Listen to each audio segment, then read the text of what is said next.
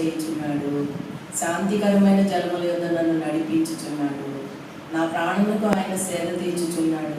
తన నామమును బట్టి నీతి మార్గంలో నన్ను నడిపించుచున్నాడు. గాఢాంధకారపు లోయలో నేను సంచరించెదను, ఏ అపాయమునకు భయపడను. నీవు నాకు తోడైయుందువు, నీ దుడ్డు కర్రయు నీ దండమును నన్ను ఆదరించును. నా శత్రువుల ఎదుట నాకు భోజనం సిద్ధపరచుదువు, నూనెతో నా తల అంటి ఉన్నావు. నా గిన్నె నిండి పొర్లుచున్నది. నేను బ్రతుకు దినములన్నీ కృపాక్షేమములే నా వెంట వచ్చును. చిరకాలము యెహోవా మందిరంలో నేను నివాసం చేసేది. ఆమేన్.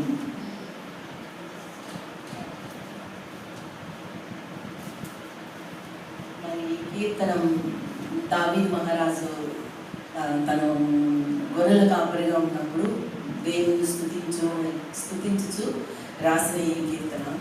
అది దావీదు మహారాజు మరొకసారి తన ప్రాణంతో చెప్పుకుంటున్నాడు, నా ప్రాణమా యెహోవాను సన్నిధించుము, ఆయన చేసిన ఉపకారముల్లో దేనిని మరొకము అని.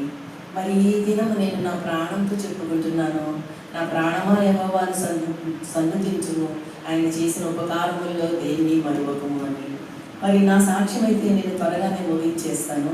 మరి నా గడిచిన దినములలో డిసెంబర్ 8న మా కుటుంబం తరపున ఒక చిన్న కృతజ్ఞత కొడుకు పెట్టుకున్నప్పుడు మరి సంఘం అంతా కూడా మీరు వచ్చారు.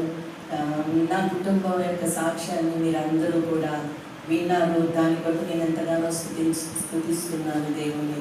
ఆ దేవుడు అయ్యగారు మాకు సమయాన్ని ఇచ్చినందుకు కూడా వందనాలు చెల్లిస్తున్నాను నేను. మరి ఆ డిసెంబర్ 8వ తారీఖున మేము మా బాబు ఆస్ట్రేలియా నుంచి వచ్చినప్పుడు మేము మరొకసారి 8 ఏళ్ళ తర్వాత ఒక కుటుంబంగా మేమందరము మరొకసారి కలుసుకున్నాము.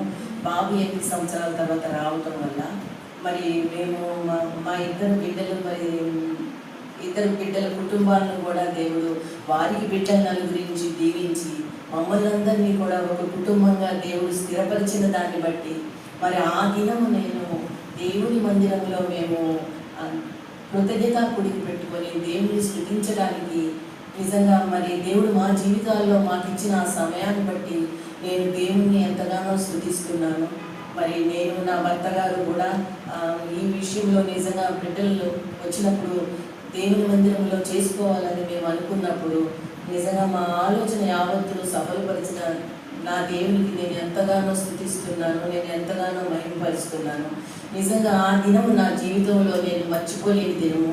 ఆ దినము నా జీవితంలో ఆ దినము దేవుడు నా కొరకు నా జీవితంలో ఏర్పాటు చేసిన దినముగా నేను దేవుని స్తుతిస్తున్నాను. ఎందుకంటే మరి నన్ను నా భర్త గారిని కూడా దేవుడు సజీవు లెక్కలో ఉంచి మరి నా బిడ్డలిద్దరిని ఆశీర్వదించి ఒక కుటుంబంగా సంఘము ఎదుట దేవుని స్తుతించడానికి, దేవుని మహిమపరచడానికి మరి దేవుడు నాకు ఇచ్చిన ఆ దినమును బట్టి నేను మరొకసారి ఎంతగానో నేను తలచుకున్నప్పుడల్లా నేను దేవుని స్తుతిస్తున్నాను.